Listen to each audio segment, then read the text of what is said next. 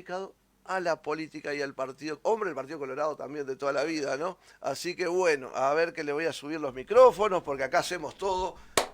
¿Cómo le va, don Robert Silva? ¿Cómo anda? Un gusto estar acá, gracias por recibirme. Estamos con la diputada Nivia Reich y todo un equipo. Gran que- amiga, me contó que gran se amiga de toda conocen la de hace vida. Sí, sí. tiempo y que han trabajado juntos en todo esto. Tú como periodista, ella como Exactamente. representante que viene varias veces y que tiene el gusto de que tú le abres las puertas y las recibes para... Siempre es un gusto, siempre bueno, es un muchas gusto. gracias y gracias por recibirme a mí. Bueno, ¿en qué anda el Partido Colorado? Cuénteme cómo encara esta campaña como uno de los precandidatos, cuál es su idea, cuál es su impronta. Avanti que la victoria es nuestra. Hay un equipo que trabaja con mucho profesionalismo desde hace tiempo. Nosotros venimos del sector Ciudadanos, que se gestó tras la candidatura de Ernesto Talvi en la elección pasada. Hemos recibido la adhesión de varias agrupaciones más. Ayer se incorporó un nuevo sector, que es Alianza Republicana, y estamos todos bajo el movimiento Crece, digamos así. Es una propuesta electoral nueva que tiene la lógica de ampliación, de abrir las fronteras, de abrir las porteras. Cuando uno quiere construir un proyecto abarcativo que pretende atender todas las necesidades del país, que son múltiples y variadas, lo que hay que hacer es trascender los partidos políticos y permitir que mucha gente se acerque, que es lo que nos está pasando. Entonces, nuestro proyecto, nuestra propuesta, tiene un diferencial en ese sentido, tiene un diferencial también de que hay un equipo formidable como Nivia y otro conjunto de personas a lo largo y ancho del país que han ejercido ya sea cargos legislativos o cargos de gobierno en distintas áreas, en ambiente, en ganadería, agricultura y pesca, en relaciones internacionales, en empresas públicas, como la vicepresidencia de Antel, como la presidencia de ANCAP y varios sectores más que en definitiva le dan la garantía a la gente de que acá no va a haber lugar a improvisaciones. Y lo segundo, que nosotros creemos que es un diferencial de nuestro proyecto, de nuestra propuesta, es nuestra génesis, es nuestro origen. Tú lo dijiste hace un rato. Yo vengo de una familia de trabajadores de Tacuarembó, humilde, un padre con sexto de escuela, una madre maestra, hija de un panadero, que me inculcaron muchas cosas, entre ellas el valor del ser humano, de ser buena gente, pero también me dijeron que lo que iba a quedar siempre era la educación. Y yo fui producto de esas políticas públicas que existieron desde el principio del siglo XX que nos tendieron la mano y nos permitieron a gente como nosotros estar acá hoy. Yo nunca en mi vida, si yo me pongo a pensar de dónde vengo en Tacuarembó, que llegué a ser presidente de la educación, presidente de la ANEP y estar ahora como precandidato del Partido Colorado, era impensable. Y lo logré por esa gran familia que tuve, pero además por esas políticas públicas. Asignación familiar que cobre, centro de salud pública que iba, escuela pública, universidad pública que me permitió ser el primer universitario de mi familia. Entonces, esas son las cosas que venimos a reivindicar. Nosotros creemos que hay que fortalecer, desarrollar mucho más ese Uruguay de oportunidades para aquella gente que está en situaciones más difíciles, vulnerables, también trabajar fuertemente para la clase media, que se vea beneficiada por políticas focalizadas que atiendan situaciones diferentes de forma distinta. En ese marco, bueno, la realidad del Partido Colorado hoy está compleja, ¿no? Estaba mirando, bueno, las encuestas de ayer, pero ha sido un partido histórico que en su momento también contó con la impronta de Valle y Ordóñez para hacer mayoritario al Partido Colorado. ¿Por dónde pasan las ideas para convocar a la ciudadanía hoy a votar al Partido Colorado, don Silva? Nosotros tenemos que volver a nuestra génesis. Yo lo decía ayer en una reunión que tuvimos en la Casa del Partido Colorado cuando se incorporó este nuevo sector. ¿Cuál es nuestra génesis? ¿Qué es el Partido Colorado en el colectivo y en la sociedad cuando uno se pone a pensar? Bueno, el Partido Colorado es un conjunto de mujeres y de hombres aglutinadas tras una forma de pensar determinada que fueron adelantados a su época, que lograron desarrollar un conjunto de políticas que constituyeron un Estado social de derecho con fuerte impronta humanista, teniendo como objetivo fundamental la generación y el aseguramiento de la libertad, la equidad y la igualdad. Y eso es lo que es el Uruguay, y eso es lo que nosotros tenemos que volver, a hacer un partido de propuesta, a hacer un partido de acción, a no olvidarnos de lo que es nuestra génesis, que es esa impronta humanista. Es decir, a nosotros nos importa el desarrollo personal de las mujeres, de los hombres, del ser humano, porque sabemos que a partir del desarrollo del ser humano viene el desarrollo colectivo, el desarrollo de la sociedad. Nosotros no creemos en la lucha de clases. Nosotros sabemos que esta es la mejor sociedad que el mundo se ha dado, hasta que nos demuestren lo contrario, que esta sociedad genera diferencias, que hay algunos que tienen y hay otros que tienen menos y hay otros que no tienen nada.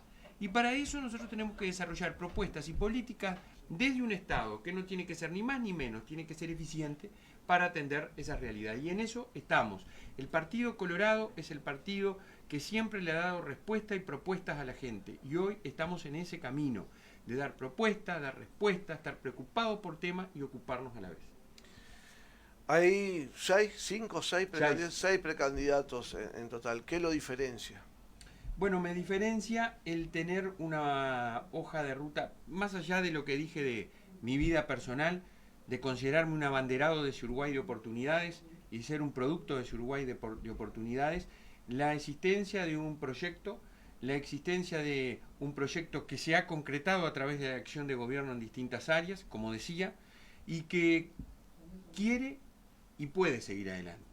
Y lo quiere hacer desde una renovación de la confianza en el gobierno para que el gobierno continúe en el marco de una coalición y poner toda la carne en el asador para ser en definitiva quienes lideremos la coalición. ¿Es difícil? Sí, es difícil. Pero tenemos eso, tenemos proyecto, tenemos equipo, tenemos impronta y tenemos una cosa que es fundamental, que yo lo digo en el Uruguay de los tiempos que vienen, en el Uruguay que nosotros nos debemos, al decir de Ricardo Pascali. Es un Uruguay en donde quienes llegamos al gobierno llegamos para que las cosas sucedan. Y yo lo digo porque a mí donde estuve me tocó situaciones difíciles. Porque tomé algunas decisiones junto con el equipo que integré, un equipo formidable, con mucha gente, docentes, dedicados toda la vida a la educación, que teníamos una hoja de ruta, dijimos hay que ir por acá, dialogamos, escuchamos, en algunas cosas atendimos porque entendíamos pertinente, otras dijimos, bueno, nuestra responsabilidad es que las cosas sucedan, tomamos decisiones. ¿Sufrimos las consecuencias de ello? Sí, pero la educación comenzó un proceso de transformación y de cambio. Creo que ahora eso hay que trasladarlo a todo el país, por la ciencia, la tecnología, el aumento de la producción, la apertura al mundo, la inversión. Colonia es un rico ejemplo de muchas oportunidades que existen, y yo creo que tienen que existir políticas públicas nacionales que vengan, que se focalicen en acciones específicas. Y para eso nosotros creemos firmemente proyecto, equipo técnico y propuesta que nos diferenciamos del resto. Le propongo dividir un poco la charla, ya que usted metió el tema de su tarea en la acción de gobierno, para una posterior. Primero vamos a hablar un poco del Partido Colorado, que me parece que está bueno, porque yo quería centrarme un poco en lo que es... ¿Cuál es la propuesta? Un Partido Colorado que hoy está en el 8%, que supo ser mayoría, cómo se va a manejar dentro de la coalición, pretende ser mayoría dentro de la coalición, pretende ser el segundo del Partido Nacional, hacerle la segunda al Partido Nacional, y qué propuestas tiene para llegar a esa otra posición para convocar a la gente. Nosotros pretendemos ser el primero de la fila en un gobierno de coalición. Somos conscientes de que no está es fácil, complicado. De que no es fácil. Ah, bien, bien. Ahora, ¿sabe cuál es la única batalla que se pierde? Ah, la que se abandona. Exactamente. Entonces nosotros acá estamos para dar batalla. Totalmente. ¿Sabemos que está complicado? Sí, por supuesto, está complicado. Pero acá estamos en la cancha para pelearla. Y los pingos se ven en la cancha. Dicho esto, nosotros tenemos un conjunto de propuestas en distintas áreas, vinculadas al crecimiento nacional, y el crecimiento nacional tiene que tener una fuerte apuesta a la mejora y aumento de la producción. La ciencia, la tecnología, focalizada a la producción. Y esto es lisa y llanamente aprovechar las ventajas que el conocimiento genera en una sociedad llamada del conocimiento para mejorar la productividad en distintos sectores de actividad. Unido ello a el aumento y la mejora de la infraestructura y de las posibilidades que existen. Hoy Nibia se acordaba en otra entrevista lo que fue el puerto de Nueva Palmira, la visión del Negro Sanguinetti con la hidrovía y generar ese canal de oportunidades. Hoy el Uruguay está viviendo algo similar, para el otro lado, para el este, para la Laguna Merín, la generación de la hidrovía de la Laguna Merín, que va a ser un antes y un después en toda esa zona del país, 33, Rocha, La Valleja, hasta Cerro Largo. Entonces, creo que esa es la visión que nosotros tenemos que llevar adelante en cuanto a la presentación de un plan de infraestructura que atienda las necesidades de todos los sectores de actividad. El país está viviendo hoy también una inversión histórica en infraestructura vial, 250 puentes, miles de kilómetros de carreteras, que en definitiva le están dando posibilidades al sector productivo y a varios sectores de servicio, incluido el turismo. Estamos viviendo un aumento y la generación de aeropuertos internacionales absolutamente remodelados y con última tecnología y con habilitación internacional como van a tener, como el otro día se inauguró de Salto. Y eso es para conectar el circuito turístico del litoral con conectividad aérea, que no es menor. Entonces ese es el camino que nosotros creemos que hay que seguir. ¿Y el Partido Colorado qué rol cumple ahí? Bueno, cumple un rol protagónico en distintas áreas de actividad. Ejemplo, yo mencioné 2 ministerios, 3 ministerios en donde hemos tenido actividad, 4 ministerios si se quiere, protagónica, en donde en definitiva estamos al lado de la producción, estamos al lado de un tema importante como es el cuidado del ambiente, el desarrollo sostenible. Esas propuestas tienen que ir unido a otra cosa que nosotros estamos y hemos hecho mucho hincapié, y en la elección pasada lo dijimos y creemos que hay que avanzar, que es abrir los mercados. El Uruguay no va a crecer si desarrolla políticas proteccionistas en un mercado chico con una población escasa como la que tenemos. Les puedo hacer una zancadilla ahí. No han abierto ni un mercado en este gobierno. ¿Cómo? No han abierto ni un mercado en este gobierno. Bueno, yo creo que lo que se ha mejorado con China, por ejemplo, eso que vos dijiste, si tuviera un productor rural acá, le dice, mi amigo, usted no conoce nada de todo el tema de los estómagos que se abrió a un precio excelente en China. No han abierto ni un mercado. Han colocado algún producto más, como la panza, el estómago de la vaca y todo eso, el pero tema de no han abierto ni un los mercado. estómagos para los productores rurales al precio que se paga, me lo decían ellos el otro día que me reuní. Es un avance significativo. Este programa es un programa donde tratamos bien al entrevistado, así que no vamos a discutirle. Por eso le avisé, le meto una pequeña zancadilla, pero no era para que se explaye. Que usted siga tranquilo. Yo por eso te digo que acá no nos peleamos con los entrevistados. Me he reunido con distintos actores, porque de esto de estar en política se trata, ¿verdad? Claro. Yo sí puedo decirte que hay en algunos temas que soy especialista en gestión, en general, en gestión pública y en educación. Y en el resto uno conversa, va aprendiendo y va rodeándose de técnicos, porque cada vez más en la vida el trabajo se lleva adelante no en forma individual, sino a través del trabajo en equipo. Y soy un convencido que es lo que en este país muchas veces hace falta, que hay personas que muchas veces se creen todólogos de determinados temas y en realidad lo que pican es por ahí en función de los periodistas somos los peores en eso. Los periodistas en ser todólogos somos los peores en eso. Así que conozco el tema. Hay de todo. Pero bueno, en lo que tiene que ver con los mercados. Yo te decía lo de mercados. A ver, yo creo que nosotros tenemos mucho camino por andar. Y creo que en definitiva tenemos que seguir haciendo como lo hicimos cuando fuimos gobierno con México. El Tratado de Libre Comercio en el gobierno del Dr. Valle. El otro día visitábamos Gloria, una empresa vinculada al sector lechero, que con las trabas que están poniendo en Brasil para la exportación de sus productos, ¿dónde encontró la beta? Para no tener que mandar a seguro de paro a los cerca de 70 trabajadores que tiene. Colocar con las ventajas que el Tratado de Libre Comercio le da de un 20% respecto a la producción argentina. Ese es el camino. Y nosotros, en definitiva, tenemos que trabajar en esa línea y mejorar, por supuesto. Tenemos que abrir más mercado y tenemos que exportar más y mejor producto y servicio nacional. Y otra cosa que creo que hay que mejorar muchísimo y que hay que avanzar es en la generación de inversiones. Acá han habido inversiones que han venido, pero nosotros, y lo digo francamente, con respecto a toda la gente que está en los distintos sectores de actividad, yo lo he hablado mucho, no tenemos que tener una actitud pasiva esperando que las inversiones lleguen, sino que por el contrario, tenemos que tener una actitud reactiva y si tenemos que profesionalizar la llegada de inversiones al país contratando servicios internacionales como lo hacen algunas economías y algunos países, creo que ha llegado la hora de hacerlo. ¿A qué se refiere con eso? Me refiero a que nosotros tenemos sectores en los cuales podemos incursionar y explotar muchísimo más de lo que tenemos. Ejemplo, visité, que ahora ha estado lamentablemente en el tapete por lo que pasó con las minas en el norte del país. Nosotros visitamos y ahí hay un potencial de explotación infinito. Y yo voy a decir una cosa que me enteré ahora en esta recorrida que no sabía, que tenemos las mejores piedras semipreciosas del mundo. Yo no lo sabía. No sabía. Me lo contó gente especializada en el sector, que incluso Brasil viene y explota mal muchas veces, y hasta existe, según me dijeron, hasta contrabando con el tema, por la calidad de nuestra piedra semipreciosa. Entonces nosotros ahí, ¿qué es lo que necesitamos? Inversión. Tenemos que salir a mostrar las oportunidades que tenemos de recursos naturales para explotarlo, generar inversión para explotarlo más y mejor, respetando los derechos de todos, y a la vez generar valor en la industrialización de las piedras semipreciosas, como ya pasa en Artigas, pero puede pasar mucho más, porque eso, ¿qué es lo que todos queremos? Que haya más empleo, que haya más trabajo, que haya más oportunidades. Y en definitiva, el sector de inversiones creo que tenemos que ir a buscarlo, mostrando las oportunidades que tenemos. Habló de la inversión en educación y en investigación. ¿Se ha dado en este periodo? ¿Cómo ha funcionado eso? Bueno, yo creo que nosotros en tema de inversión en ciencia ¿Y cómo lo va a hacer usted? En tecnología tenemos un debe, todos, ¿verdad?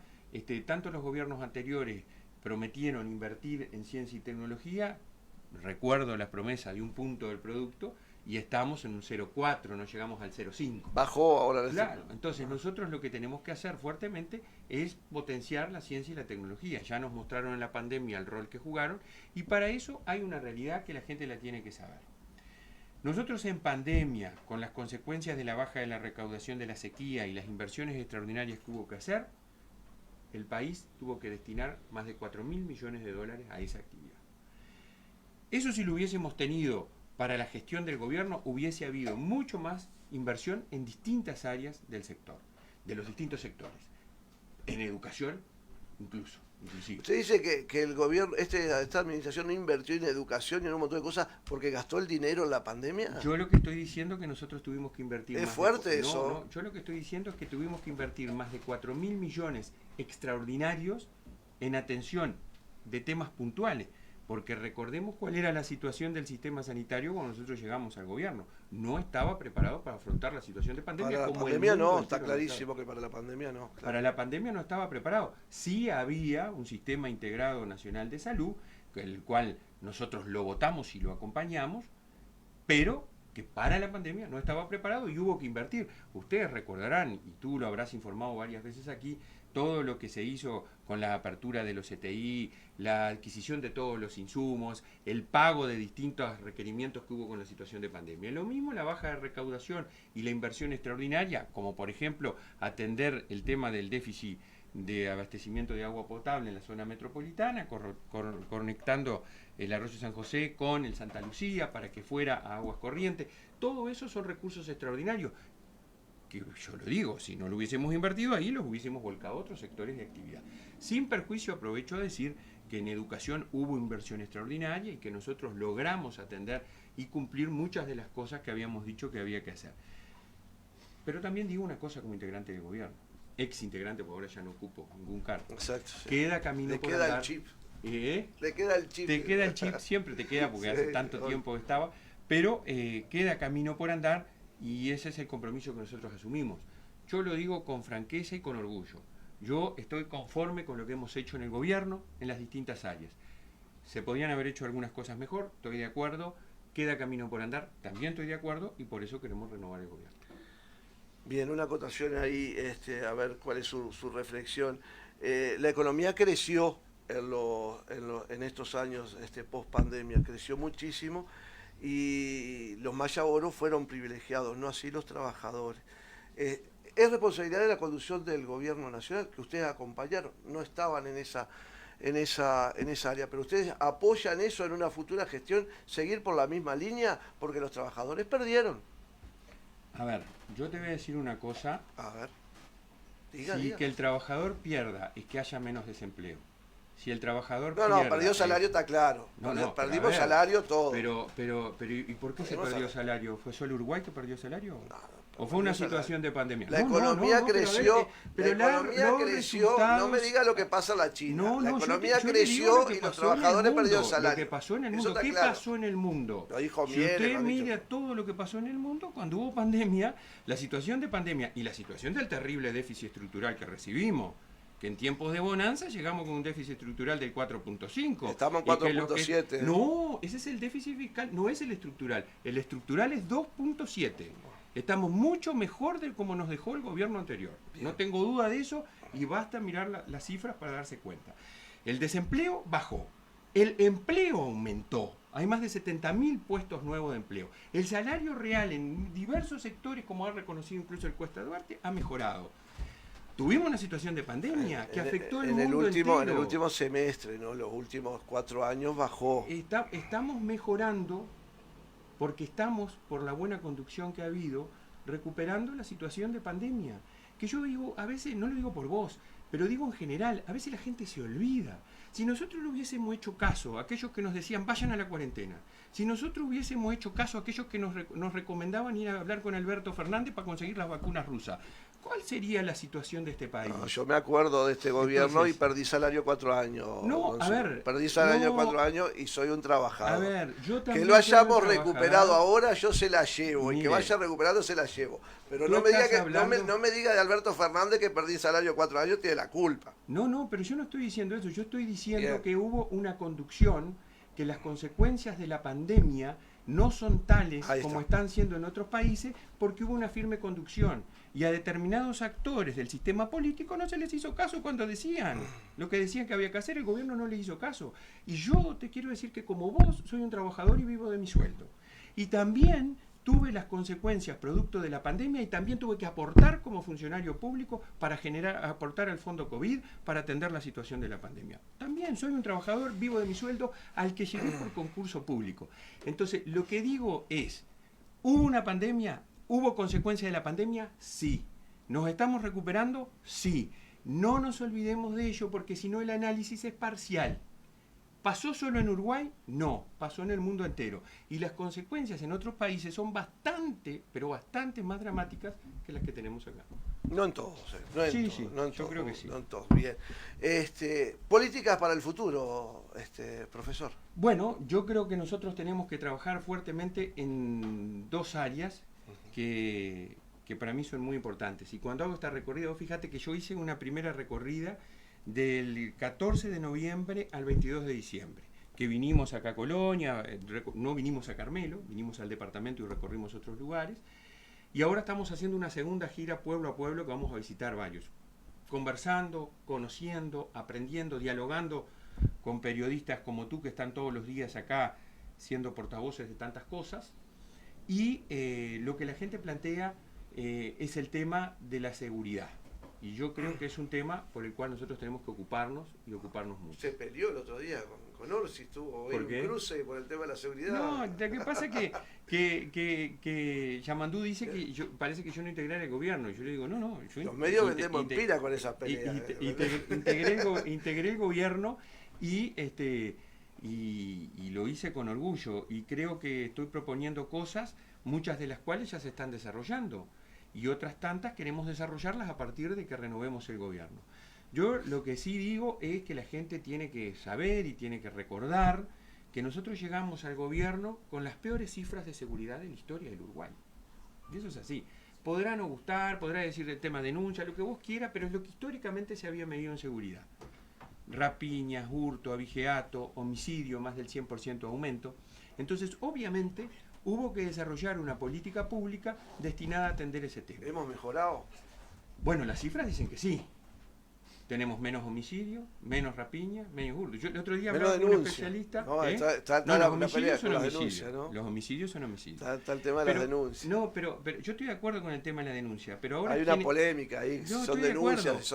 Quienes cuestionan ahora las denuncias, antes no cuestionaban las denuncias. Cuando Tabaré Vázquez propuso y prometió bajar 30% las rapiñas y no lo logró, y este gobierno está casi a punto de lograrlo, se basaba en las denuncias también, porque es lo que históricamente ha medido. No lo inventó este gobierno. Las personas que brindan la información sobre el número de los delitos y las denuncias son las mismas que estaban en el gobierno anterior. No solo el observatorio, sino las mismas personas.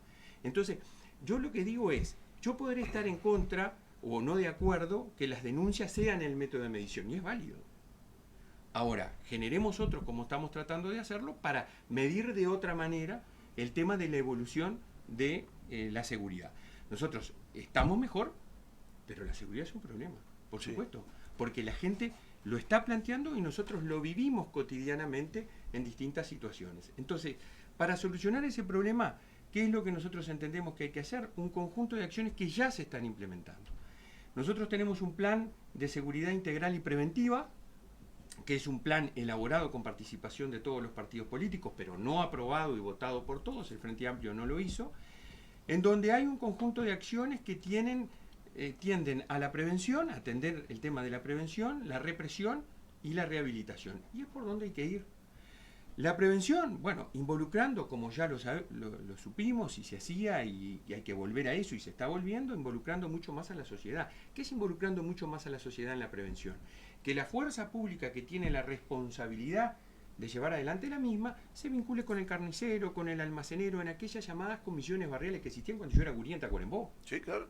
Existían y estaban, y vos ibas y hablabas y había un diálogo directo con el referente, el responsable del mantenimiento de la seguridad. Hay que volver a eso, hay que potenciarlo, hay que fortalecer la educación como ya lo estamos haciendo en esta materia, hay que tratar el tema de vinculado al consumo, a las adicciones, que también tiene una fuerte incidencia en la generación del delito. Y esto a través de políticas públicas como las que ya se están haciendo coordinadamente entre ACE, la educación, el Ministerio del Interior. Hay que trabajar en la represión y yo en eso les digo francamente, a mí no me tiembla el pulso en decir que la represión tiene que existir y fuertemente. Aquel que vulnera el derecho de otro tiene que pagar las consecuencias, asumir las consecuencias de su obrar. Y para eso hay que fortalecer al actor protagónico de la seguridad, que ¿quién es? El policía. Para mí, yo confío en la policía, creo que hay que seguir en la senda de profesionalización. Hubo en las administraciones anteriores aumento de salario, hay que seguir en el aumento de salario. En esta hubo aumento de efectivos policiales, en esta hubo mejora en la profesionalización. ¿Ejército y cárceles de máxima seguridad?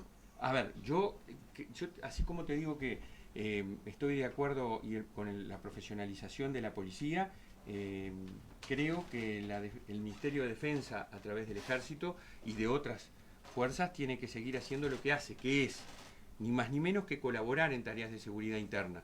Ejemplo, el control de las fronteras aéreas, terrestres, las terrestres, que cumple un rol importante el Ejército, las marítimas y la guardia perimetral de las cárceles, la prefectura en los espacios costeros, etcétera. No la tarea de la policía. No, creo que no, firmemente no, porque además hay evidencia que eso no ha dado resultado. Creo que el que tiene formación es la policía, y te digo más, yo estaría absolutamente, y así quizás lo vamos a presentar en nuestra propuesta, aumentar la cantidad de efectivos en la Guardia Republicana, regionalizar más la Guardia Republicana como fuerza de choque, de intervención directa ante situaciones complejas, porque tiene incluso una profesionalización y una formación que muchas veces la policía, por distintas circunstancias, no tiene. Cuestión, ayer me reuní con el sindicato de policías de Canelones, y ellos una de las cosas que me planteaban es la necesidad de mejorar la profesionalización, la carrera, a la vez de mejorar el salario.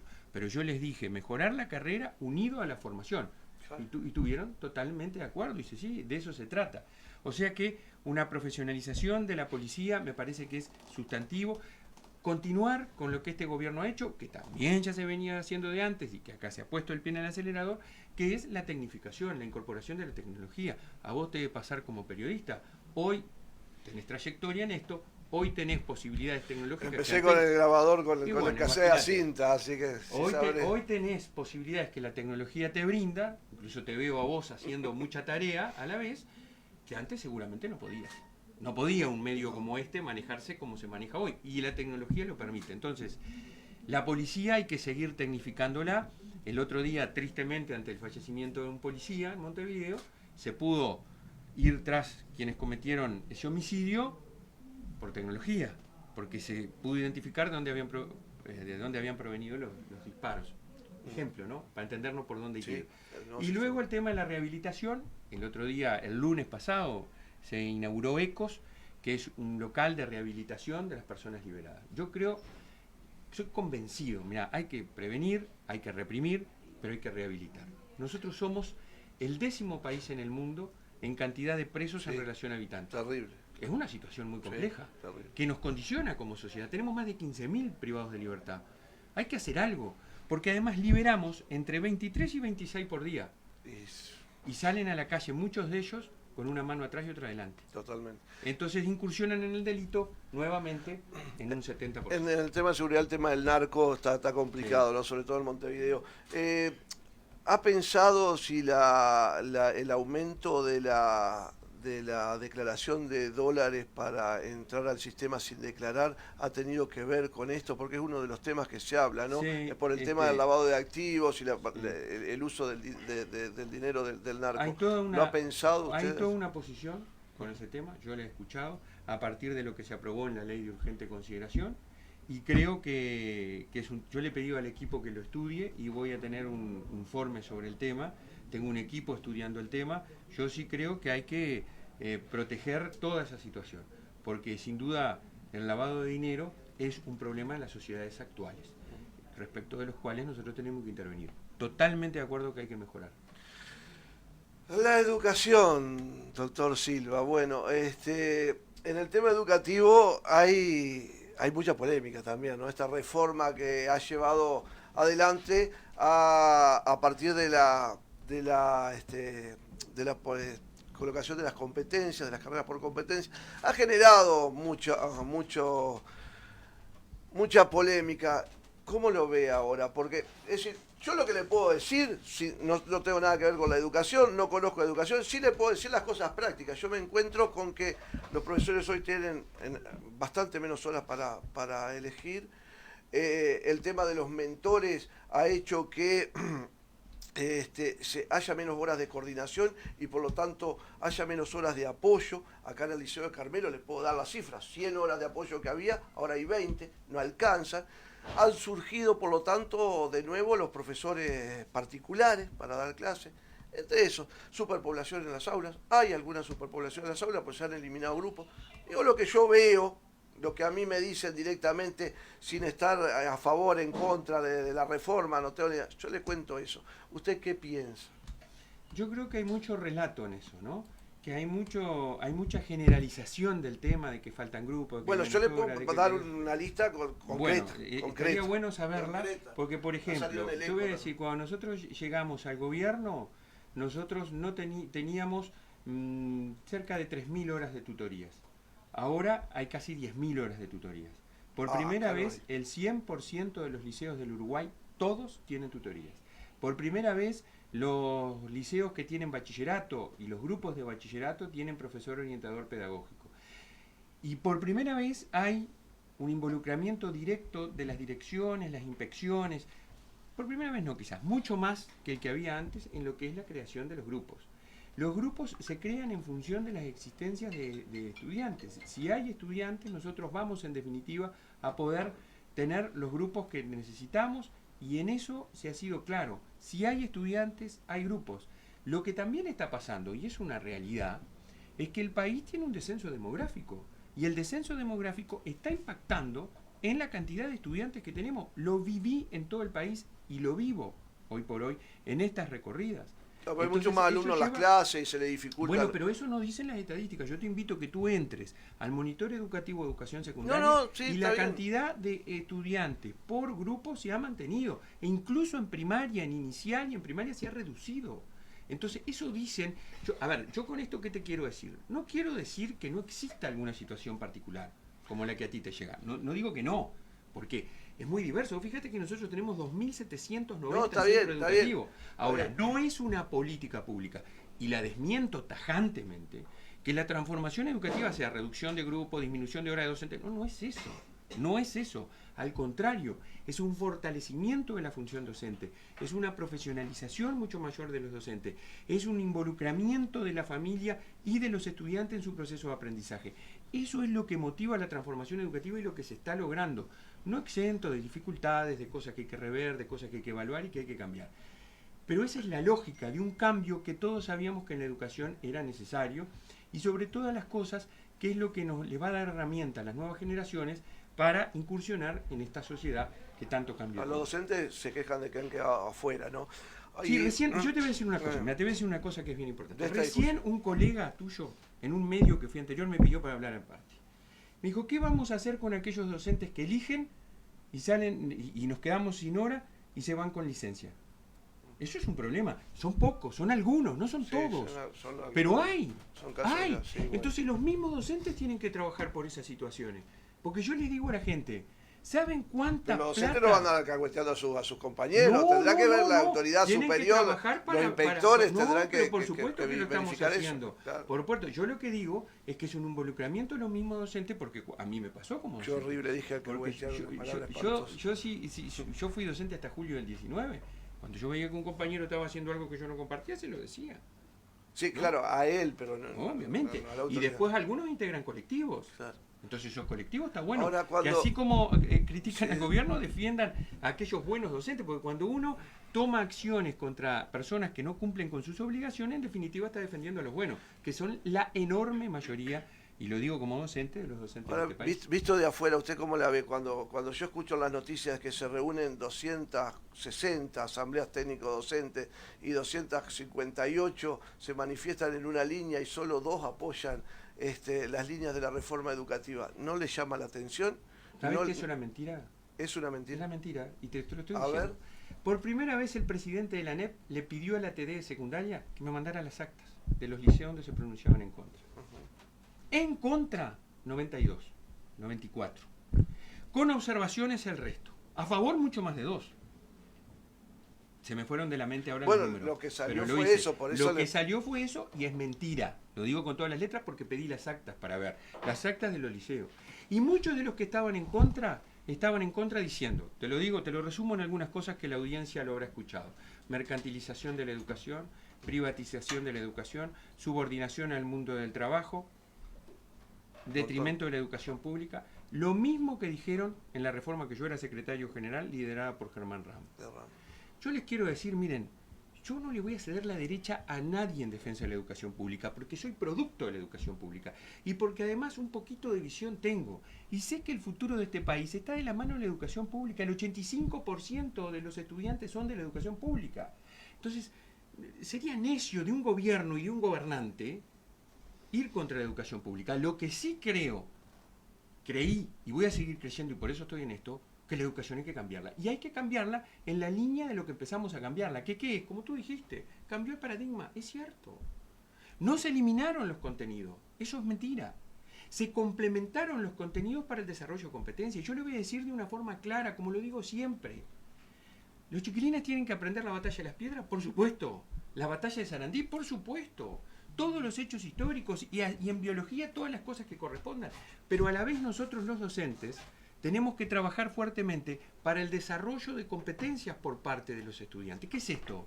Al momento que aprende los hechos históricos, desarrolla competencias vinculadas a la comunicación, el aprender a aprender, el pensamiento crítico, y lo hace de Está una cuestionado manera... en el mundo todo No, eso, no está cuestionado en el mundo. No, está cuestionado en el mundo. Te lo digo yo que de educación algo sé. Bien. Algo sé. Dice que No no. es cierto que está cuestionado en el mundo. No es El cierto. tema de las competencias. Tráiganme evidencia. ¿Qué país, qué sistema educativo ha cuestionado las competencias? Salvo alguno que tiene algunas cuestiones. Las competencias es por donde va el mundo.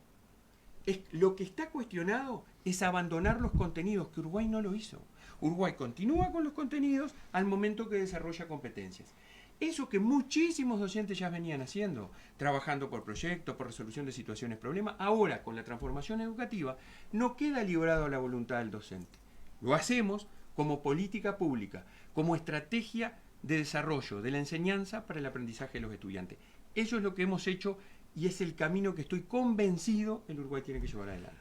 Nos quedan 15 minutos, pero nos podemos quedar todo el tiempo que quiera. Gabriel está con hambre, se quiere ir a comer.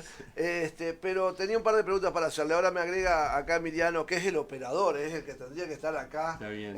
Pero recién vuelve, lo vamos a perdonar. ¿Qué piensa de la inteligencia artificial? Bueno, un antes y un después en el mundo y en la educación en particular. Creo que tenemos que formarnos muchísimo. Nosotros, ustedes saben que hicimos un trabajo muy articulado en este periodo con el Ceibal, antiguamente Plan Ceibal, que hizo una inversión muy importante en tecnología en este país y nos puso, continuando con una línea que venía de antes, un fuerte foco en cosas que generaron, como las plataformas, la entrega de dispositivos, los cursos de formación aprovechando tecnología, que lo hemos potenciado en un trabajo muy articulado con Ceibal. Comenzamos a entregar por primera vez computadoras en bachillerato a estudiantes que lo pidieran y cursos de programación para estudiantes de bachillerato de secundaria y de UTU que tienen inteligencia artificial. Hoy por hoy la inteligencia artificial está impactando en todas las actividades productivas, en todas las actividades de nosotros mismos como ciudadanos.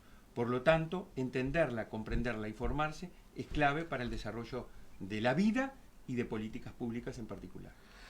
En los últimos días la Asociación de Profesores de Historia del Uruguay hizo un comunicado, usted lo debe tener claro, respecto a un par de términos que se suplantan en el programa de cuarto. Uno tiene que ver con el concepto de terrorismo de Estado, que se cambia por la suspensión y el avasallamiento de las garantías constitucionales de los ciudadanos. El cambio no es inocente, dice la carta, y repite la decisión que existió en la primera versión del programa de Historia de noveno año de Educación Básica Integrada de eliminar ese concepto que es el usado por la historiografía y las ciencias sociales para describir y analizar las violaciones a los derechos humanos realizadas por las dictaduras que ocurrieron en la segunda mitad del siglo XX en América Latina. ¿Usted está de acuerdo con este cambio en la terminología?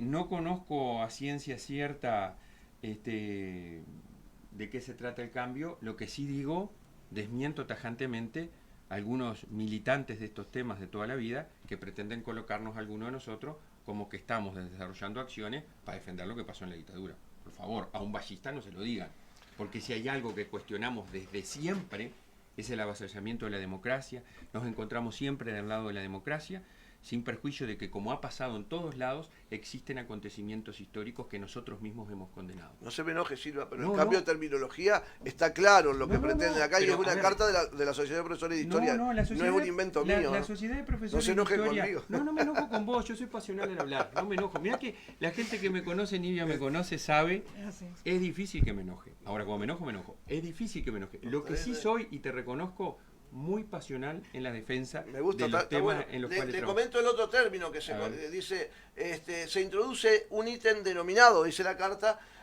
los movimientos guerrilleros y las violaciones a los derechos humanos. Esta afirmación carece de fundamentos, dice la carta, dado que desconoce innumerable normativa legal y bibliografía que señala que es el Estado quien puede cometer violaciones a los derechos humanos. No, eso es una... A ver, violación a los derechos humanos la cometen hasta una persona individualmente. La violación a los derechos humanos no es solo el Estado que la comete, eso es un disparate jurídico. Si dice eso es un disparate. La violación a los derechos humanos la comete un conjunto de personas, la comete... ¿Qué es más grave que la cometa el Estado? A ver, no hay duda que es más grave, porque está contra la esencia de un Estado constituido como tal, desde la Constitución de la República, el Estado de Derecho. Pero lo que quiero decir es con meridiana claridad. Las actuales autoridades defendemos la laicidad y desarrollamos programas de estudio que abordan todas las temáticas desde la perspectiva del principio de laicidad. No se nos quiera poner del lado, como algunos pretenden, yo ya no estoy, no tengo nada que ver con eso que resolvieron, de que se propicia esconder, ocultar, disimular lo que pasó en este país. Por favor, sería el peor error que podemos cometer, porque nosotros... Hay sectores de este país que proponen el negacionismo, ¿no? Hay muchos sectores. Totalmente, pero a ver, yo no digo que no. ¿Sabes lo que pasa? Que estamos hablando de las autoridades de la educación, a las cuales yo conozco. Yo integré el gobierno de educación hasta hace unos meses atrás. Las conozco, sé que no es ese el criterio. Por eso me animo a decir lo que digo. Al contrario, creo que pretenden establecer criterios claros para el abordaje de la historia reciente y no llevar a unas posiciones extremas, o que pretenden abordar la historia reciente de determinada manera o que pretenden no abordarla, porque también hay de esas posiciones. Creo que hay que ir por el justo camino del medio, respetando el principio de laicidad clave en la educación. ¿Dónde lo encuentra la gente? ¿Por dónde andan? ¿Por dónde van a andar, Nivia? Bueno, ahora en la tarde vamos a tener una reunión con familiares de adictos, precisamente, que es un gran problema que hay acá en Carmelo, en el departamento. Carmelo está complicado. Está muy complicado. Sí. Estamos permanentemente trabajando junto con los familiares. Ustedes saben bien que nosotros promovimos un proyecto que tiende a rehabilitar a algunos adictos que manifiesten su voluntad anticipada de hacerlo. Tuvimos el respaldo de los diputados, de algunos diputados, tuvimos el respaldo también del Senado, recibió ambas sanciones, y ahora estamos a la espera de la reglamentación por parte del Poder Ejecutivo. Seguimos buscando soluciones, porque no solo decimos que nos preocupa el tema, sino que nos estamos ocupando y estamos avanzando en la búsqueda de soluciones. Es uno de los temas claves también para el programa de gobierno. Y bueno, después también vamos a estar en Ombúes de la Valle, una actividad que está siendo organizada por Carlos Foderé, por Beatriz Binzón. Vamos a tener reuniones con vecinos, también con productores rurales. En el día de mañana vamos a estar recorriendo más la zona este del departamento de Colonia.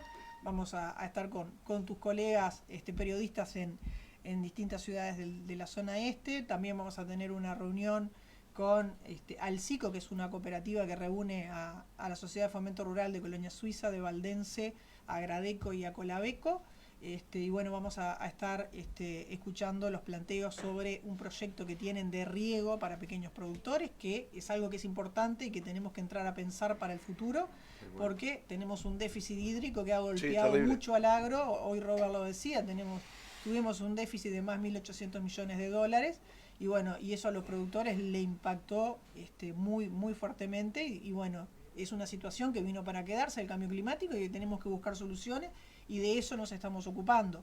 Vamos a estar también, vamos a ir a Villa La Paz, pueblito chico del departamento, pero claro, muy buena, querido pueblo, sí. Muy buena escuela. Vamos a estar ahí con los jubilados, con los artesanos de la localidad.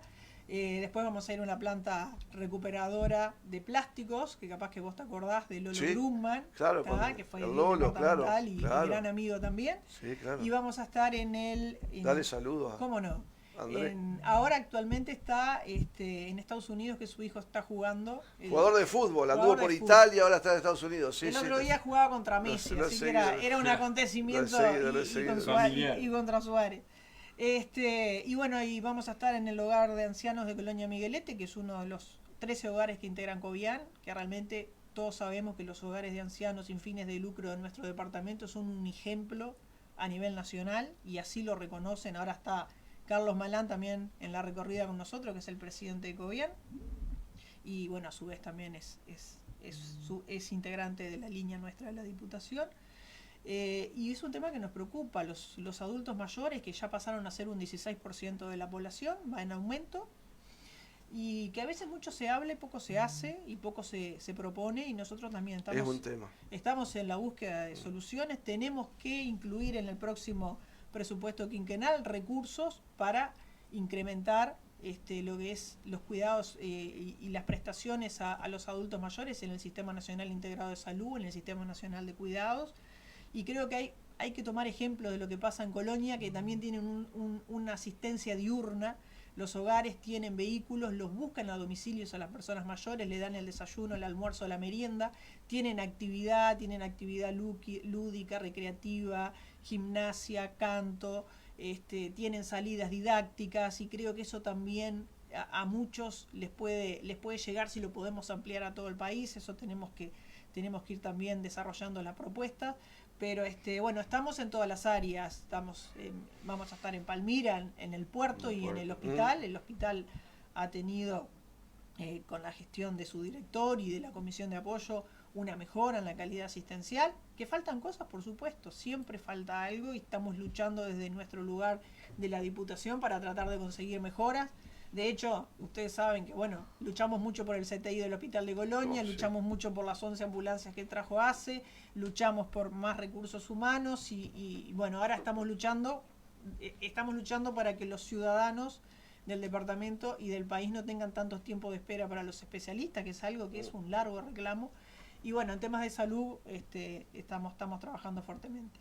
Así que una agenda cargada, en donde venimos a escuchar las problemáticas y los planteos que tienen, y nosotros también venimos a dar nuestros puntos de vista sobre qué es lo que queremos hacer, pero también a tomar los conocimientos con quienes nos reunimos para incorporar al análisis junto con los técnicos. Perfecto. Nivia Reis, profesor doctor Robert Silva, un gusto haber estado con ustedes. Una pequeña chicana última. Cuando lo he escuchado, para que vea que lo he escuchado atentamente. Cuando habla de la seguridad dice los problemas que vienen del Frente Amplio, y cuando recién estaba hablando de los temas de educación del Ceibal dice un tema que viene de atrás. ¿Es prejuicio o es parte de la estrategia? ¿O es parte de la estrategia discursiva el hecho de mencionarlo cuando las cosas fueron mal a la administración anterior? No me di cuenta. A ver, mirá, yo si hay algo que aprendí cuando llegué a la educación, es que no se puede llegar a los gobiernos con mente fundacional. Bueno. Lo que está bien, me alegro está mucho. bien, y hay que reconocerlo. Que Ceibal había que mejorarlo, siempre lo dije, pero siempre reconocí. No. Yo no fui lo que tuve en contra de Ceibal. No lo decía por eso, lo decía por los términos, por el uso de los términos. No. A ver, Ceibal, además lo que quise decir es esto. Mira, Ceibal, cuando te dije que viene de antes es... Obviamente que Ceibal se generó a partir de 2007, primer gobierno del Frente Amplio. Pero ustedes tienen que acordarse también que en el gobierno de Jorge Valle se inició un plan nacional de conectividad que fue la base del plan Ceibal. Y luego vino el plan Ceibal con esa política que impactó favorablemente en la distribución de equipamiento y generó el achicamiento de la brecha digital que existía. Y luego vino el tema de las plataformas, y luego vino la pandemia que nos ayudó a potenciarlo. Pues solo un dato te digo que... Me quedó clara su posición, le preguntaba por el uso de los términos. No, pero pues yo dije de antes, me refería a Valle. No quise mencionar a Valle para que no fueran a decir que estaba metiendo política. Un gusto haber estado conversando con ustedes.